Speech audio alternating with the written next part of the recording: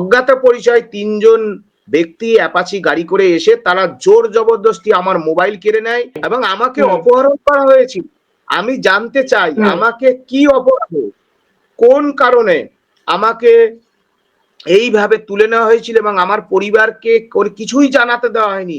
বিরোধী দলনেতা কালকের যে আমাদের যোগ্য শিক্ষকদের মামলা দিচ্ছে, বিনা কারণে আন্দোলন ভাঙার জন্য, প্রতিবাদের কণ্ঠরোধ করার জন্য গ্রেপ্তার করছে, আর আমাকে যেভাবে বিশাল পুলিশ বাহিনী, দিদি আপনি কল্পনা করতে পারবেন না, প্রায় 1000 পুলিশ বাহিনী প্রত্যেকটা মোড়ে মোড়ে রেখে দিয়েছিল, যেভাবে আমাকে আটকানোর জন্য, একটা ব্যক্তিকে আটকানোর জন্য, প্রতিবাদের কণ্ঠরোধ করার জন্য রাজ্য প্রশাসন এতটা শক্তি অপচয় করতে পারে, এ আপনি না দেখলে বিশ্বাস করতে পারবেন না।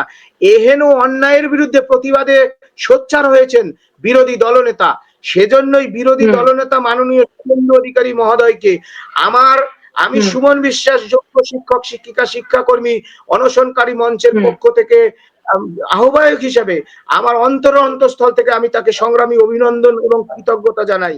তো এরা তো একবারে, এবং যেভাবে হাসপাতালে নিয়ে গেছে আমাকে, আমি অত্যন্ত লজ্জিত বোধ করেছি, যেখানে যেভাবে একজন যারা মদ খেয়ে ধরা পড়ে বা যারা জঙ্গি টেরোরিস্ট, হ্যাঁ, যারা আততায়ী, তাদেরকে যেভাবে থানা হাসপাতালে নিয়ে যাওয়া হয়, আমাকে সেইভাবে আমি গেছি, অত্যন্ত লজ্জিত হয়েছি। আমি বারবার বলছি এভাবে আমাকে বার করবেন না। আমাকে সকলে চেনেন, আমি এলাকারই ছেলে, আমাকে প্রত্যেকে চেনেন জানেন। এইভাবে আমাকে একটা হাফ প্যান্ট পরে আপনারা আমাকে নিয়ে যাচ্ছেন, কিন্তু তারা কর্ণপাত করেননি। তারা যে কোনো মূল্যে আমাকে আন্ডারগ্রাউন্ড করে দেওয়ার ষড়যন্ত্রে লিপ্ত ছিল।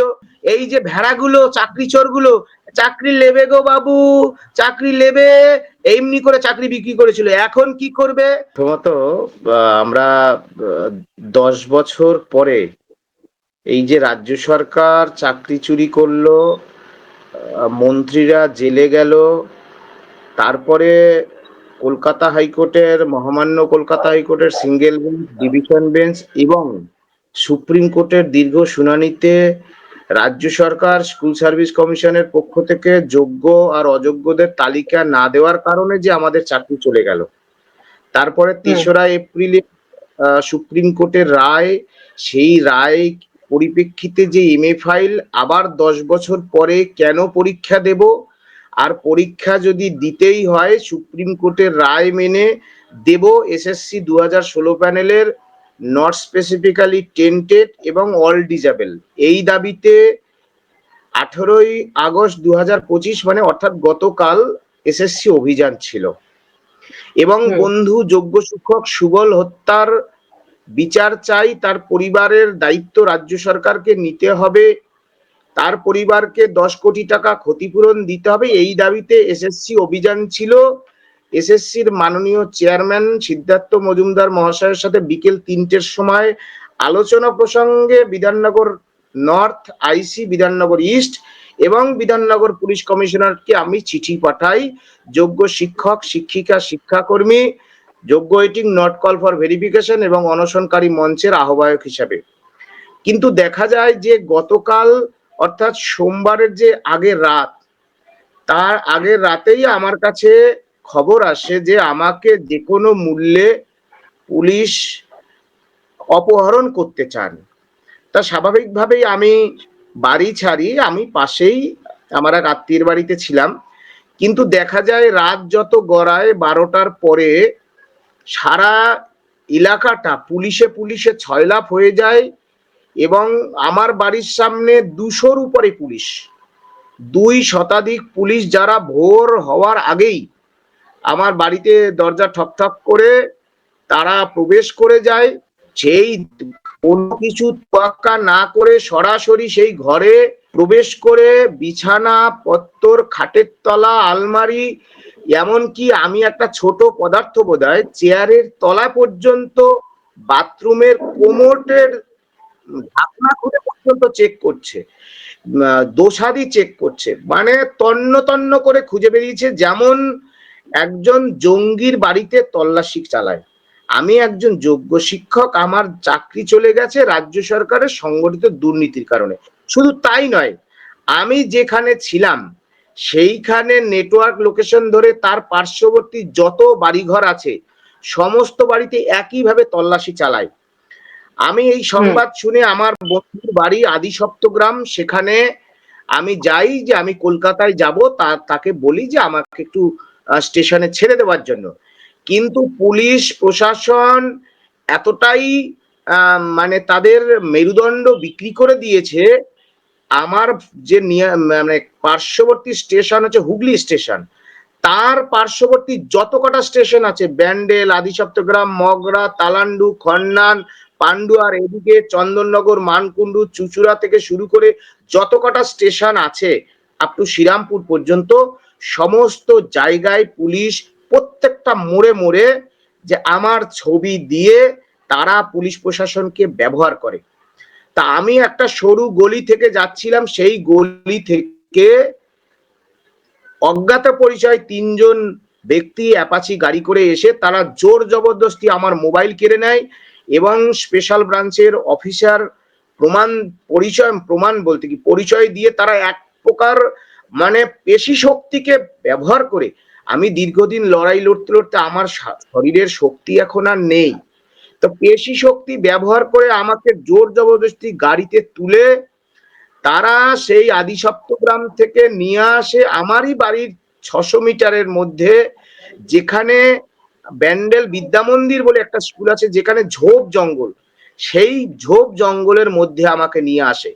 আমি যখন জানতে চাই যে আপনারা কারা, আমাকে কেন নিয়ে এসেছেন, তো ইতিমধ্যেই আমার বন্ধু তখন মগরা থানায় জানায় এইভাবে কিডন্যাপ হয়েছে, কিডন্যাপ করা হয়েছে আমার যোগ্য শিক্ষক বন্ধুকে, সুমন বিশ্বাসকে কিডন্যাপ করা হয়েছে। তৎক্ষণাৎ থানার প্রশাসনের পক্ষ থেকে আমি দেখতে পেলাম যে তাদের মধ্যে বাকবিতণ্ডা শুরু হয় এবং আমাকে দড়ি টানাটানি শুরু হয় যে কোন থানায় কোথায় আমাকে নিয়ে রাখা হবে। মগরা থানাতে আমাকে নিয়ে যায়, সারা দিন একটা ঘরের মধ্যে আমাকে রেখে দেওয়া হয়, কোনো রকম আমার সঙ্গে কোনো জিজ্ঞাসাবাদ, কোনো আলোচনা, কোনো রকম আলোচনা হয় না। আমি বারবার জিজ্ঞেস করি আমাকে যে আজকে এভাবে তুলে নিয়ে আসা হলো, আমার অপরাধ কি? কিন্তু মগরা থানার পক্ষ থেকে কোনো রকম বাক্যবান তারা বিরত থাকেন।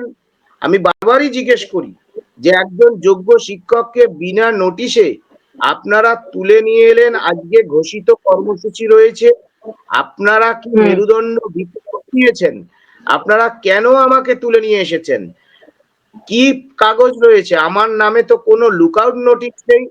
তারা কিন্তু শুধু বলেন উপর মহলের নির্দেশ। তা উপর মহলের নির্দেশ বলতে পুলিশ মন্ত্রীর নাম মমতা বন্দ্যোপাধ্যায়, আমাদের মুখ্যমন্ত্রী। আমরা ধিক্কার জানাই এইরকম।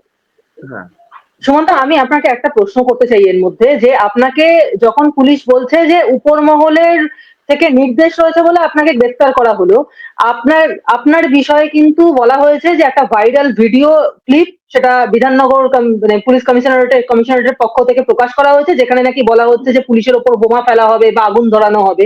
আপনাকে কি সেই ভাইরাল অডিওর ভিত্তিতেই পুলিশ গ্রেফতার করেছিল? কিন্তু সেটা যদি করে থাকে তাহলে অডিও স্যাম্পল ছাড়া গ্রেফতার করলো কেমন করে? হ্যাঁ, সেটার ভিত্তিতে গ্রেপ্তার কিভাবে আমাকে করবে? ওই অডিওর সাথে আমি কোনোভাবেই যুক্ত নই। আগের দিনই জানিয়ে দেওয়া হয়েছে, আর জানিয়ে দেওয়ার প্রয়োজন কি আছে? তারা অডিও স্যাম্পেল নিয়ে রাজ্য প্রশাসন, রাজ্যের এসবি, আইবি এবং পুলিশ প্রশাসন কি ভোতা, না তারা অকেজো? তাহলে এরকম পুলিশ প্রশাসনকে নিয়ে রাজ্য সরকার চালাচ্ছে, তারা তদন্তে বসিয়ে দিক না। এবং তাদের যে ওই যে তথ্য যে ভুল, ওটা যে শুধুমাত্র রাজ্য সরকারের বা আমাদের যিনি ডিজি স্যার রয়েছেন তাদের যে অপরিণত মস্তিষ্কের একটা চাল আন্দোলনকে ভাঙার জন্য। গতকাল তো হাইকোর্টের ওই আদালতে তো দেখেছেন কিভাবে থাপ্পড় খেয়েছে। হ্যাঁ, বলছে যে বিচারক বলছে অডিও, তাহলে অডিওটার স্যাম্পেলের টেস্ট করা হোক, তাকে 7 দিনের হেফাজত নেওয়া হোক, যাকে গ্রেপ্তার করা হয়েছিল আমাদের যোগ্য শিক্ষক রেজাউলকে। সেখানে পুলিশ প্রশাসনের আইসি বলছেন না না, এখন এটা নেয়ার প্রয়োজন নেই। এর দ্বারাই তো বোঝা যায় যে এরা একটা পরিকল্পনা করেছে, কাঁচা মাথার খেলা খেলেছে, মুখ্যমন্ত্রী মমতা বন্দ্যোপাধ্যায়কে খুশি করার জন্য, পুলিশ মন্ত্রীকে খুশি করার জন্য আমরা আন্দোলন করতে দেব না। কিভাবে দেব না দেখবেন। তার জন্য যে রাজ্য সরকারেরই মুখ পুড়েছে, পুলিশের মুখ পুড়েছে, পুলিশকে থাপ্পড় খেতে হয়েছে, এবং তাদেরকে একটা যে ওই বিএনএসএস ধারার পড়ার বই দিয়েছেন একটা। পরে দিয়েছে, এ তো লজ্জার। গতকাল নীতিতে একটা কলঙ্কতমর বা পশ্চিমবাংলার ইতিহাসে আর্থসামাজিক পরিস্থিতিতে কলঙ্ক ইতিহাস রচিত হয়েছে পুলিশ প্রশাসনের দ্বারা। এর দায় সম্পূর্ণ পুলিশ মন্ত্রী মমতা বন্দ্যোপাধ্যায়কে নিতে হবে, কারণ তার পুলিশ প্রশাসন কি করছে। হ্যাঁ, এবং আমাকে অপহরণ করা হয়েছিল। আমি জানতে চাই আমাকে কি অপরাধে, কোন কারণে আমাকে এইভাবে তুলে নেওয়া হয়েছিল, এবং আমার পরিবারকে কিছুই জানাতে দেওয়া হয়নি, আমার মোবাইল কেড়ে নেওয়া হয়েছিল। হ্যাঁ, তা এইভাবে আমাকে যদি কালকে যদি আমি খুন হয়ে যেতাম, এর দায় কাকে দিতে হতো? আমার এর দায় কার? এর দায় পুলিশ মন্ত্রীকে নিতেই হবে। আপনি বিরোধী দলনেতা শুভেন্দু অধিকারীকে ধন্যবাদ দিয়েছেন, কিসের ভিত্তিতে দিলেন এটা? হ্যাঁ, দেখুন, আমরা তো এখনো, আমি কালকে রাতেও বলছি, আমি জীবনহানির আশঙ্কা করছি। দীর্ঘ 2-3 মাস ধরে মাননীয় মুখ্যমন্ত্রী তো কোনো দলের না, মুখ্যমন্ত্রী হচ্ছে সকলের। মুখ্যমন্ত্রীকে উদ্দেশ্য করে, চিফ সেক্রেটারি মহোদয়কে উদ্দেশ্য করে বারবার চিঠি দিয়েছি। গতকালও আমি চিঠি দিয়েছি, গত পরশুদিনও আমি চিঠি দিয়েছি। মাননীয় মুখ্যমন্ত্রী, এই দেখুন কারা আমাকে তুলে নিয়ে চলে গেল। তারা পুলিশের লোক না কাদের লোক আপনি নিজেই, আপনার প্রশাসনই বলতে পারছে না। তারা তদন্তে বসিয়েছেন। আমি আসছি প্রশ্নের উত্তরটায়, যে মগরা থানার মেজবাবু বলছেন যে আপনাকে সুরক্ষা দেওয়ার জন্য আমরা তুলে এসেছি, আপনার জীবন হানির আশঙ্কা আমরা দেখেছি, আমরা তদন্ত করছি। তাহলে পুলিশ প্রশাসন যদি এই কথা বলে, থানার মেজবাবু যদি এই কথা বলে, তাহলে রাজ্যের পুলিশ মন্ত্রী তিনি কি তার কি করবেন? তিনি মুখ্যমন্ত্রীকে আমরা আবেদন করেছি। এখন মুখ্যমন্ত্রী তো সকলের, এখন দেখতে পাচ্ছি মুখ্যমন্ত্রী যোগ্য চাকরিহারাদের, শিক্ষকদের, শিক্ষিকাদের না। তাহলে আমাকে কালকে কি অপহরণ করতে পারতো? সেই জন্য বিরোধী দলনেতা হচ্ছে আমাদের সকলের বিরোধী দলনেতা। তিনি কোন রাজনৈতিক দলের না, বিরোধী দলনেতা।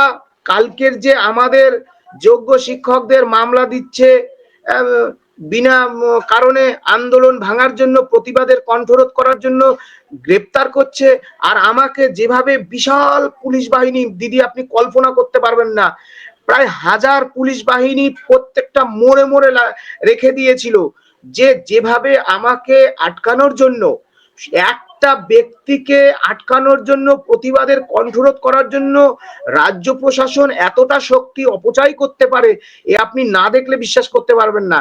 এহেন অন্যায়ের বিরুদ্ধে প্রতিবাদে সোচ্চার হয়েছেন বিরোধী দলনেতা।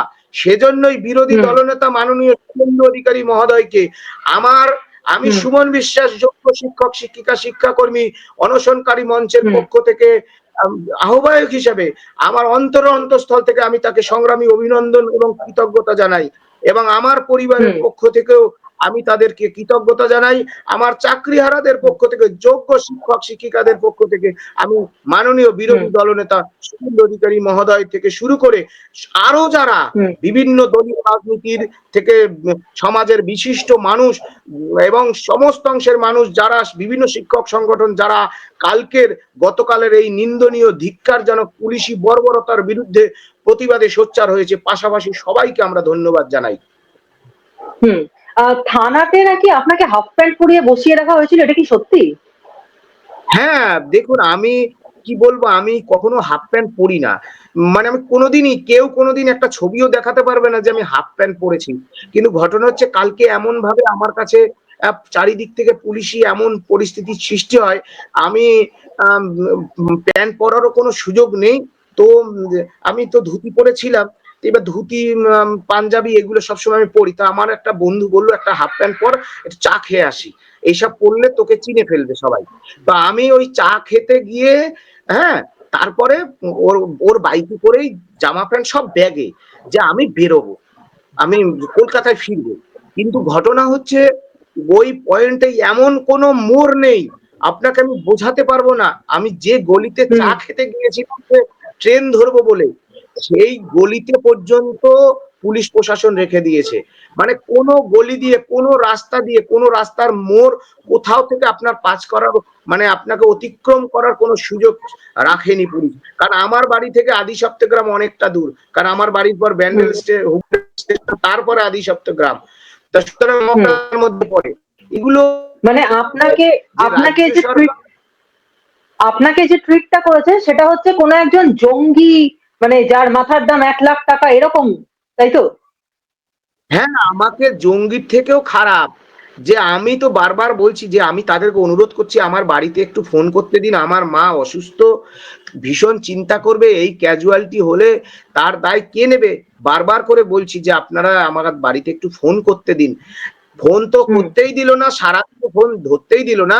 উল্টে যেভাবে একজন জঙ্গিকে বসিয়ে রাখে, আমি বারবার বলছি আমাকে একটা প্যান্ট অন্তত দিন। এইভাবে চারিদিকে জানেন আমি যেখানেই যাই সেখানে প্রেস মিডিয়া থাকে, তো এরা তো একবারে, এবং যেভাবে হাসপাতালে নিয়ে গেছে আমাকে, আমি অত্যন্ত লজ্জিত বোধ করেছি। যেখানে যেভাবে একজন যারা মদ খেয়ে ধরা পড়ে বা যারা জঙ্গি টেরোরিস্ট, হ্যাঁ, যারা আততায়ী, তাদেরকে যেভাবে থানা এবং হাসপাতালে নিয়ে যাওয়া হয়, আমাকে সেইভাবে আমি গেছি, অত্যন্ত লজ্জিত হয়েছি। আমি বারবার বলছি এভাবে আমাকে বার করবেন না। আমাকে সকলে চেনেন, আমি এই এলাকারই ছেলে, আমাকে প্রত্যেকে চেনেন জানেন। এইভাবে আমাকে একটা হাফ প্যান্ট পরে আপনারা আমাকে নিয়ে যাচ্ছেন, কিন্তু তারা কর্ণপাত করেননি। তারা যে কোনো মূল্যে আমাকে আন্ডারগ্রাউন্ড করে দেওয়ার ষড়যন্ত্রে লিপ্ত ছিল। সেজন্য আমাকে তারা এইসব, মানে আমার জামা কাপড় পরতে দেননি। পরবর্তী সময়ে আমার ভাই যখন তীব্র প্রতিবাদ জানায় থানার সামনে, তখন আমাকে আমি যে পোশাক পরি, যে সাদা পোশাক, সাদা পাঞ্জাবি প্যান্ট, সেটা তখন আমাকে পরতে দেওয়ার ব্যবস্থা করেন। হুম।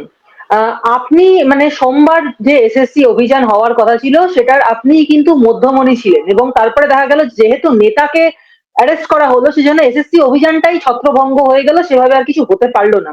তো সোমবার তো এসএসসি অভিযান হলো না, তাহলে আপনাদের এবার পরবর্তী পদক্ষেপ কি হবে? দেখুন, খুবই গুরুত্বপূর্ণ একটা প্রশ্ন করেছেন।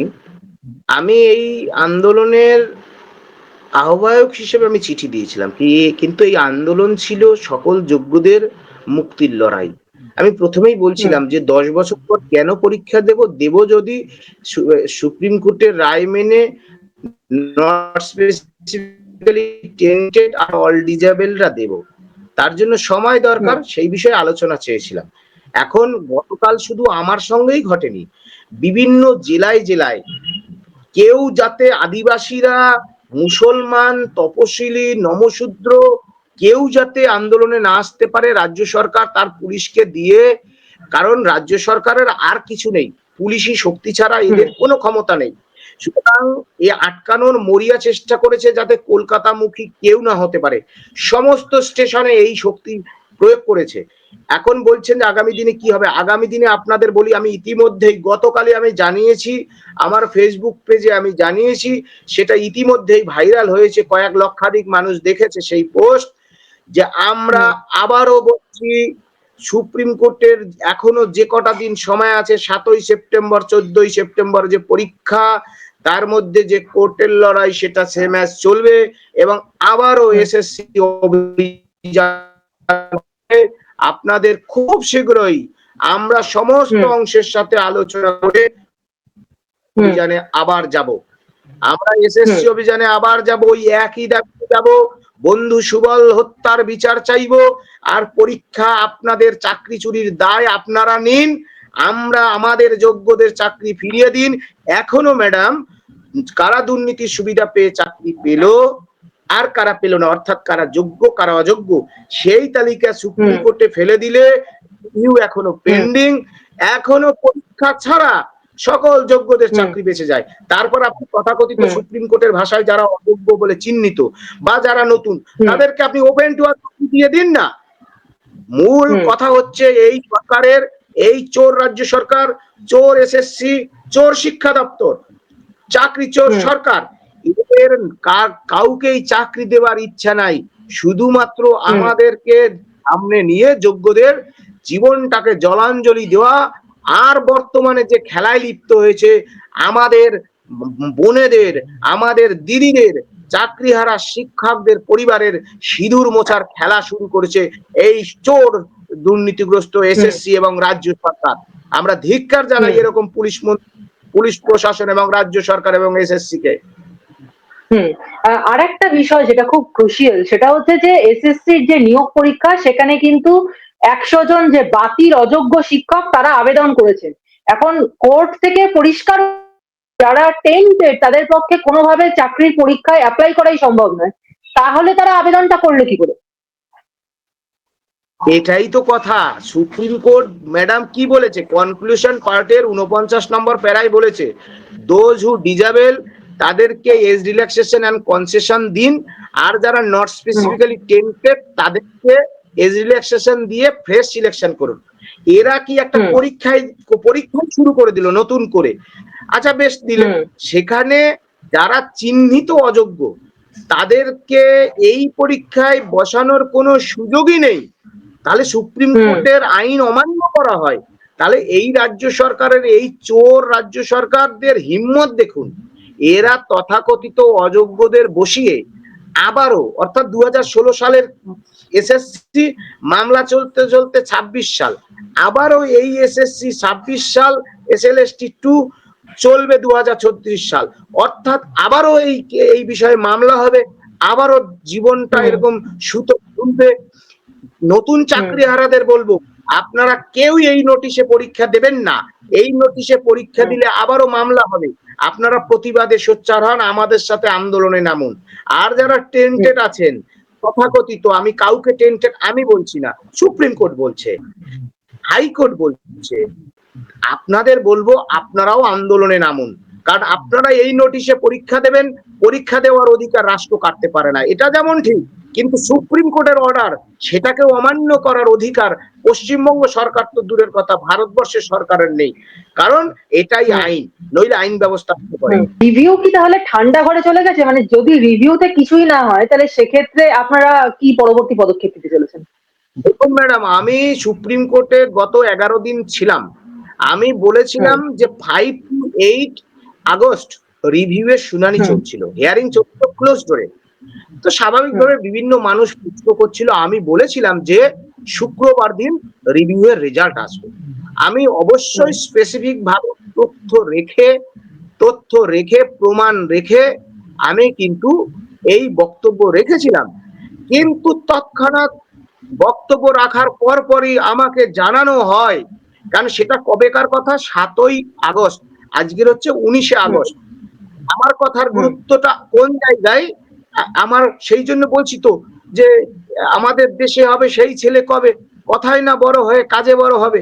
তা আমি সেই দিন বলেছি, হঠাৎ করে আমার কাছে খবর আসে বলতে আমি নিশ্চয়ই খবর রাখার মতো জায়গায় আছি। তো সেখানে বলা হয় যে রিভিউয়ের এখন কোনো সংবাদ আসবে না। আমি তৎক্ষণাৎ বলি, তার মানে কি হিমঘরে চলে গেল?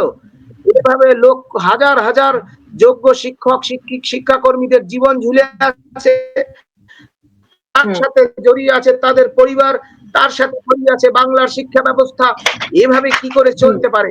কিন্তু আমার কথাই যে সত্যি বলে প্রমাণিত হলো আজকের দিন পর্যন্ত, সেই 7 তারিখ থেকে আজকের 19শে আগস্ট রিভিউয়ের কোনো খবর।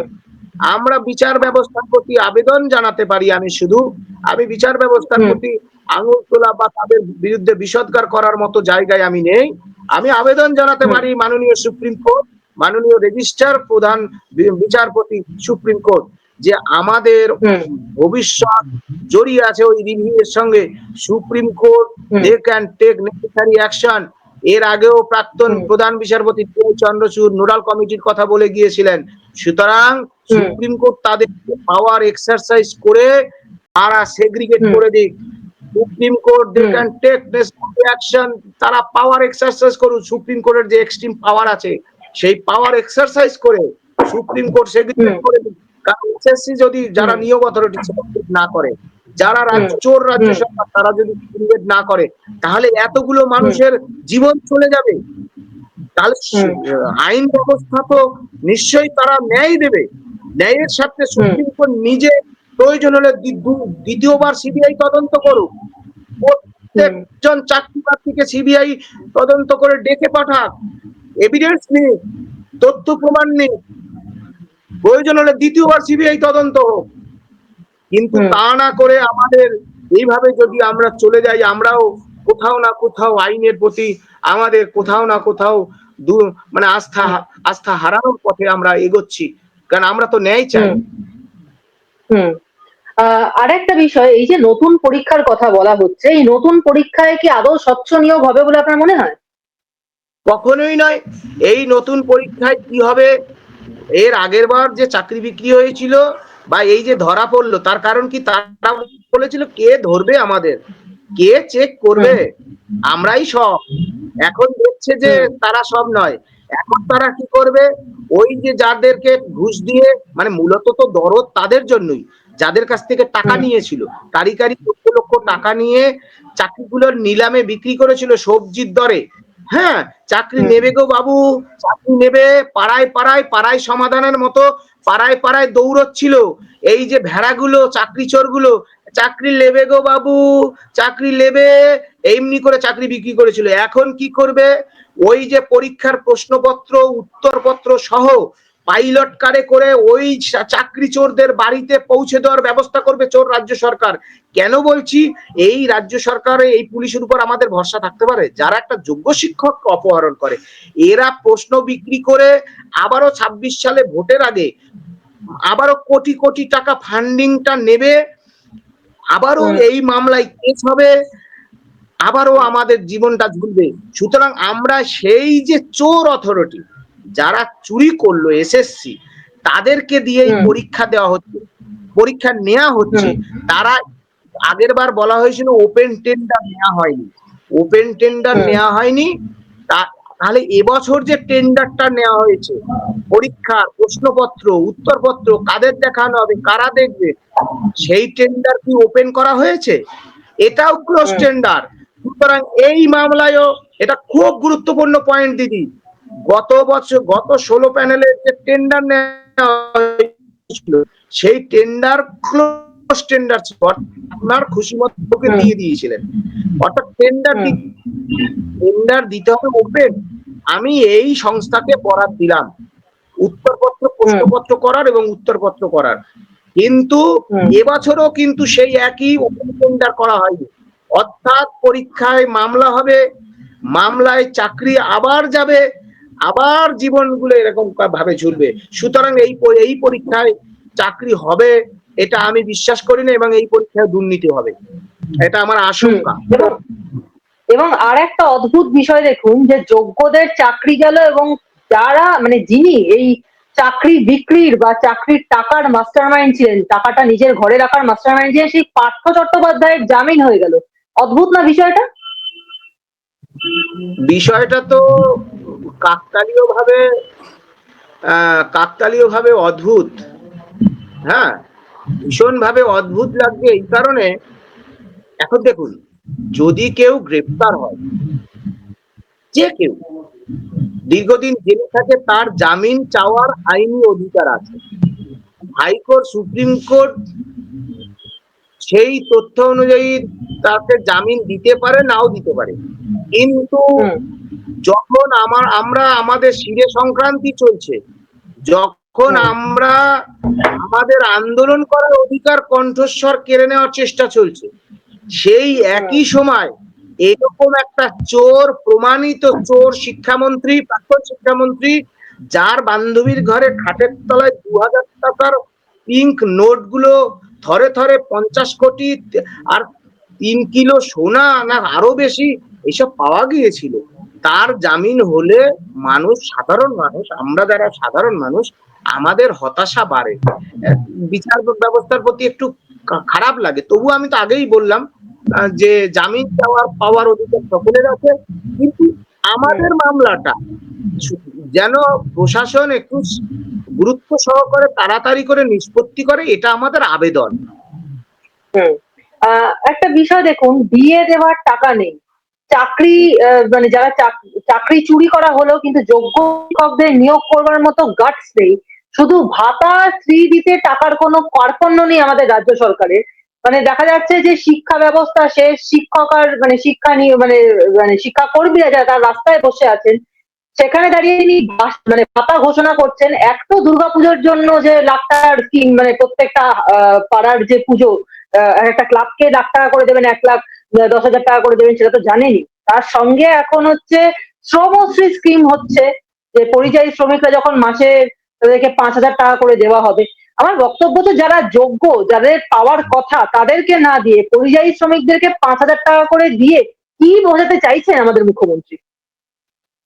আসলে ভালো কতগুলো কথা বললেন আপনি। খুব আপনার দর্শকদের উদ্দেশ্যে আমি বলবো, রাজ্য সরকারটা, এই রাজ্য সরকার পৃথিবীর সব থেকে ঘৃণিত নিন্দিত রাজ্য সরকার। কেন একটা একটা করে বলি। দেখুন, ছাত্রছাত্রীদের মোবাইল দিল, আমি বিরোধিতা করব না, আমি স্বাভাবিকভাবে সবাই ভাবছে খুব ভালো কাজ হচ্ছে। এই মোবাইল দেওয়ার মাধ্যমে কি হয়েছে, ছাত্রছাত্রীরা কিছু জনের উপকার হয়েছে, কিন্তু মেজরিটি অংশ 96% তারা কি করছে, এই যে মোবাইলের মধ্যে এডিকশনে মানে ব্যস্ত থাকা, মোবাইল নিয়ে ব্যস্ত থাকা, সাইকেল নিয়ে ব্যস্ত থাকা, এই যে পরিযায়ী শ্রমিকদের বলছেন ভাতা দিচ্ছে, অকেজো করে রাখা, তোমার ইনকাম করার দরকার নেই, আমি তো দিচ্ছি, ভাতা দাও। না, কিন্তু 5,000 টাকা দিয়ে কি হবে? 5,000 টাকা ভাতা দিয়ে কি হবে? এই ভিক্ষা দাও, একেবারে এটাই বলছে গুরুত্বপূর্ণ কথা। এদেরকে মোবাইলের মধ্যে ডুবিয়ে দাও, এদেরকে ভিক্ষা দিয়ে ডুবিয়ে দাও, কৃতদাস বানাও। পুরো কৃতদাস বানানোর কথা হচ্ছে। আপনার পরিযায়ী শ্রমিককে ভাতা দিতে হবে কেন? আপনার রাজ্যের মাননীয় মুখ্যমন্ত্রী, আপনি নাকি পরিবর্তনের সরকার এসেছেন, আপনার রাজ্যের মানুষ কেন পরিযায়ী শ্রমিক হয়ে? আপনার রাজ্যে শিল্প নেই, আপনার রাজ্যে কর্মসংস্থান নেই, আপনার রাজ্যে চাকরি নেই, আপনি পরিযায়ী শ্রমিকদের ভাতা দিচ্ছেন। এগুলো আমি বলতে আমার খারাপ লাগে, এগুলো ভোটের আগে একটা চালাকি, ভোটের আগে একটা চালাকি। শিক্ষাকর্মীদের ভাতা দিতেছে। ম্যাডাম, আপনি যে পয়েন্ট বলছেন, সরকারি কর্মচারীদের মহার্ঘ ভাতা দিতে বলছিল 25%, দিচ্ছে না, বলছে টাকা নাই, টাকা কোন লজ্জা নেই। এই সুপ্রিম কোর্টের রায় মানছে না এই সরকার, এত লজ্জিত, এত ধিক্কার, এত নিন্দা জানাই এই সরকারকে। এটা সেই সুপ্রিম কোর্টের রায় দিয়ে দিচ্ছে না এই সরকার, সুপ্রিম কোর্টের রায় নিয়ে আবার বলছে হ্যাঁ শিক্ষাকর্মী স্যালারি বন্ধ। এই যে ভিখারিটা, এই যে মিথ্যাটা, বাচ্চা এই ভিক্ষাবৃত্তি দিচ্ছে, মানুষকে তাদেরকে বিভ্রান্ত করে রাখছে, কাউকে বিভ্রান্ত করে রাখছে, কাউকে পুজো কমিটিকে টাকা দিয়ে ক্লাবগুলোকে হাতে রাখতে চাইছে, হ্যাঁ পাড়ায় সমাধান করে কিছু নেতাদের হাতে পয়সা খাইয়ে কতগুলো ছেলেগুলোকে হাতে রাখতে চাইছে। এই সবকিছুই উন্নয়ন নয়, সাস্টেনেবল ডেভেলপমেন্ট নয়। এটা হচ্ছে ভোট বৈতরণী পার হওয়ার একটা কৌশল মাত্র। তারপরে আবার দেখবেন বাংলা বাঙালি, বাংলা ভাষা এই সব করবে, এখন আবার বলবে এদেশ ওদেশ, হ্যাঁ এই সব করবে, তারপর আবার বলবে হিন্দু মুসলমান, সব বলবে। অথচ দেখুন, আবার যদি বলতে হিন্দু মুসলমান, কালকে দেখুন আমার বন্ধু শিক্ষক রেজাউল, তাকে গ্রেফতার করে যোগ্য শিক্ষক, মিথ্যা, তাকে মিথ্যা ধারা দিচ্ছে, সেনাবাহিনী নৌবাহিনী যে ধারা প্রয়োগ করা হয় সেই সব দিচ্ছে। মানে এই সরকারটাকে আপনি যদি দেখেন, এই সরকারটা মুসলমানদেরও নয়, এই সরকারটা তপশিলীদেরও নয়, এই সরকারটা নমশূদ্রেরও নয়, এই সরকারটা আদিবাসীদেরও নয়, এই সরকারটা হচ্ছে শুধুমাত্র নিজেদের টাকা কামানোর জন্য। নিজেরা কিভাবে টাকা কামাবে, আর যে অতীতে যে লক্ষ লক্ষ কোটি কোটি টাকা কামিয়েছে সেই টাকাগুলো কামানো, ধরে রাখা, বিদেশে সম্পত্তি করা, আর হচ্ছে নিজেদের জেল যাত্রা আটকানোর জন্য বন্দিয়াটা ন্যাশনালি জোট করে করে বন্দিয়াতে টিকে থাকা, চেয়ার দখলের রাজনীতি। কিচ্ছু না। এই সরকার মানুষের সরকার হতে পারে না।